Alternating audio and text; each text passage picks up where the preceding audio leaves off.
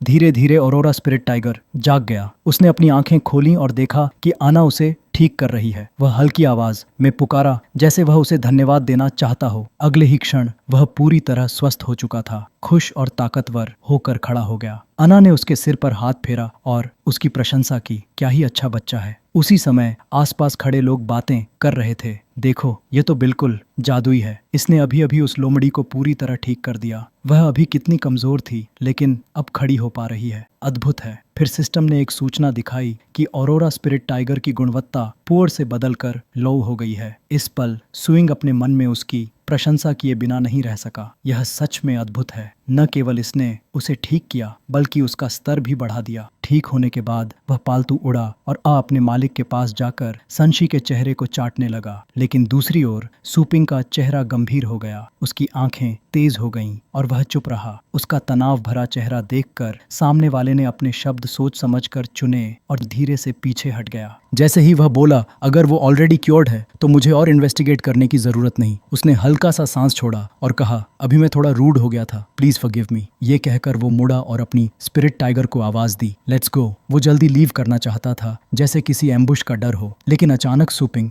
ने उसका कंधा पकड़ लिया। इतनी जल्दी क्यों? हमारे पास एक स्पेशल केयर सर्विस भी है, फॉलो मी। ये कहते ही सुपिंग ने उसे खींचकर एक हल्के अंधेरे रूम में फेंक दिया। पीछे से अना ने डोर लॉक कर दिया। सुपिंग धीरे से उसके सामने आकर बोला, जब तुम्हारा पेट ठीक हुआ था, तुम्हारी पहली रिएक्शन घबराहट थी। इससे साफ होता है कि तुम्हारा यहाँ ट्रबल करने का मकसद इतना सिंपल नहीं था। ये सिर्फ पेट की वजह नहीं था। अब बताओ, तुम्हें यहाँ किसने भेजा? ऑरोरा स्पिरिट टाइगर ने यह देखा कि उसके मास्टर को धमकाया जा रहा है। उसकी आंखों में ठंडा सा लाइट चमका, जैसे वो किसी भी पल प्रोटेक्ट करने को तैयार हो। वो आदमी डर के मारे हकलाया, क्या क्या बोल रहे हो? कौन भेजेगा? मुझे कुछ समझ नहीं आ रहा। मुझे जाने दो, नहीं तो मेन पुलिस को कॉल करूंगा। सुपिंग का सब्र अब टूट रहा था। लगता है तुम सच बताने के मूड में नहीं हो। अगले ही पल सुपिंग की एस्ट्रल एनर्जी ने उसे और उसके पेट को हवा में उठा दिया। ऐसा काम सिर्फ टाइटल लेवल ही कर सकता है। इस पल पंख को एहसास हुआ वो गलत आदमी से भिड़ गया है, एक सीनियर से। सुपिंग की आंखें तेज हो गईं। अगर मुझे सही याद है, टाइटल लेवल को ये राइट होता है कि जो कोई उन्हें ऑफेंड करे उसे वो मार दें और फिर भी इनोसेंट गिने जाएं। सच में इनोसेंट होते हैं या नहीं, ये तो मैंने अभी तक ट्राई नहीं किया। तुम ट्राई करना चाहोगे? उसकी एस्ट्रल एनर्जी की ताकत से वो झुक गया, हांफता हुआ। बोलता हूँ। आखिरकार उसने कबूल किया। ये लियू फैमिली का काम है। सुपिंग की आंखों में सस्पिशन चमका। Liu family? वो जो ली युआन है, एक्स्ट्रॉर्डिनरी पेट स्टोर वाला, जरा डिटेल में बताओ। वो जल्दी से बोलने लगा, मानो पहले से रट कर आया हो। जी, मेरा पेट कल एक कंपटीशन में अनफॉर्चुनेट तरीके से इंजर्ड हो गया था और एलीट टूर्नामेंट शुरू होने से पहले उसे ठीक करने के लिए बहुत सारा मनी चाहिए था। तभी लो फैमिली वाले मेरे पास आए। उन्होंने कहा, बस ये पूरा मामला तुम पर डाल दूं और बदले में वे मेरे इलाज के सारे ट्रीटमेंट का पैसा दे देंगे। उस आदमी का नाम क्या था?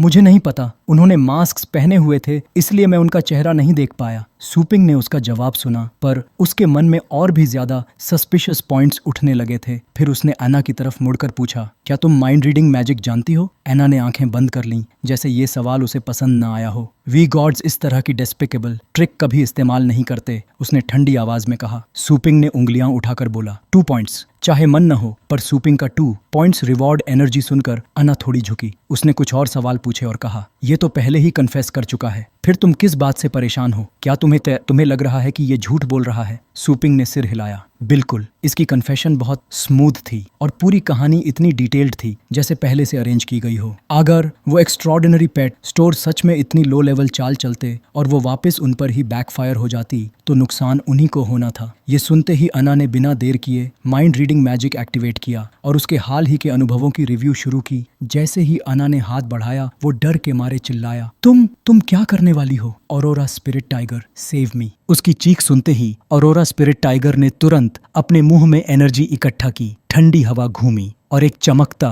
हुआ आइस बॉल बन गया। एनर्जी पूरी भरते ही वो दांत निकालकर गरजा और आइस बॉल को सीधा अना की तरफ स्पिट कर दिया। उसी पल अना ने एक हाथ उठाकर उस आइस एनर्जी को ब्लॉक कर दिया और दूसरा हाथ उसकी सोल को एग्जामिन करने के लिए बढ़ाया। जैसे ही उसने जादू एक्टिवेट किया, सुपिंग की आंखों के सामने एक लंबी फिल्म चल पड़ी, हर डिटेल बिल्कुल साफ। सबसे पहले वो एक्स्ट्रॉर्डिनरी पेट स्टोर एम गया था अपना ऑरोरा स्पिरिट टाइगर लेने। ये उसने नर्चरिंग इफेक्ट चेक किया और हैरान रह गया। ये तो कमाल है, टूर्नामेंट में टॉप रैंकिंग ला सकता है। स्टोर से निकलते ही कुछ लोग ने उसे घेर लिया। सोंचू कहाँ जा रहे हो? अब वक्त आ गया है वो प्रिंसिपल और इंटरेस्ट लौटाने का जो तुम हम पर बाकी हो। वो गिड़गिड़ाया, टूर्नामेंट का बोनस मिलते ही 1 महीने और एक्सटेंड कर दो ना। लेकिन उन्होंने काट दिया, ज्यादा मत बोल। ये रैंक 9 का ब्लैक फ्लेम हेल पॉइजन है, इससे अपने पेट को इंजेक्ट कर दो और फिर पूरा इल्जाम लियो फैमिली पर लगा देना, बस तुम्हारा सारा डेट क्लियर। फिर उनमें से एक ने सिरिंज उठाई और मुस्कुराकर कहा, सुना है इस जहर के बाद पूरे शरीर में सड़न फैल जाती है और इंसान बहुत दर्दनाक मौत मरता है। उसके पास खड़े आदमी ने उसके कंधे पर हाथ रखा और बोला, बस एक रैंक 6 पेट ही तो है। अगर तुम सक्सेसफुल हो गए उन्हें फ्रेम करने में तो मैं तुम्हें एक रैंक 8 ब्लड लाइन रिवॉर्ड में दूंगा। रैंक 8 पेट का नाम सुनते ही उसकी आंखों में लालच चमक गया। आई एम सॉरी, वो बुदबुदाया और अपने ही पेट को पकड़कर वो पॉइजन इंजेक्ट कर दिया।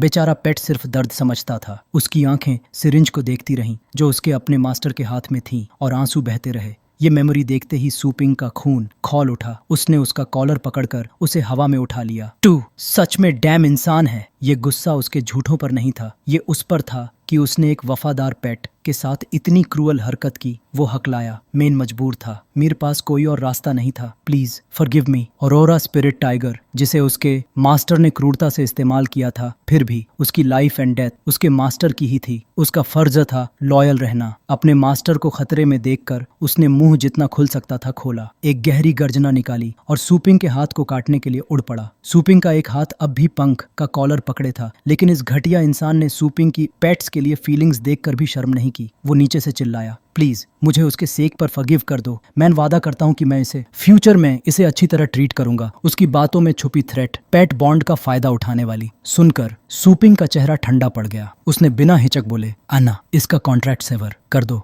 Reward 2 points. यस। अन्ना ने तुरंत अपना सेप्टर समन किया और एक ही मूव में उनका कॉन्ट्रैक्ट काट दिया। कॉन्ट्रैक्ट टूटा नहीं, जैसे ब्लड वेसल्स फटकर बिखर जाएं वैसे टुकड़े हवा में टूटे। अगले ही सेकंड ऑरोरा स्पिरिट टाइगर का पूरा एक्सप्रेशन बदल गया। क्रोध और हिंसक एनर्जी गायब और वो एक बिल्ली की तरह शांत, नरम और मासूम हो गया। उसने सूपिंग का हाथ भी छोड़ दिया और धीरे से अन्ना की तरफ चला गया। पंख जमीन पर तड़पता हुआ चिल्लाया, वापस आओ, मैं तुम्हारा मास्टर हूँ, वापस आओ। सूपिंग ने उसकी तरफ देखा और ठंडे स्वर में बोला, तुम अब इसके मास्टर नहीं हो, स्कम। ये सुनते ही वो इतना डर गया कि उसके होश उड़ गए। उसकी पैंट गीली हो गई, चेहरा सफेद पड़ गया, प्यूपिल सिकुड़ गए, दांत कटकटाए और वो रोते हुए बोला, बॉस प्लीज मुझे मत मारो, मैं मरना नहीं चाहता। सूपिंग ने उसे घृणा से देखा, किल यू, इससे तो मेरे हाथ गंदे हो जाएंगे। अगले ही पल उसने पंख को ऐसे उठाया जैसे मंडी में ले जाने के लिए एक बास्केट उठा रहा हो। सूपिंग ने एस्ट्रल एनर्जी एक्टिवेट की और एक पल में हवा में उड़ गया, इतनी तेज कि आसमान में सिर्फ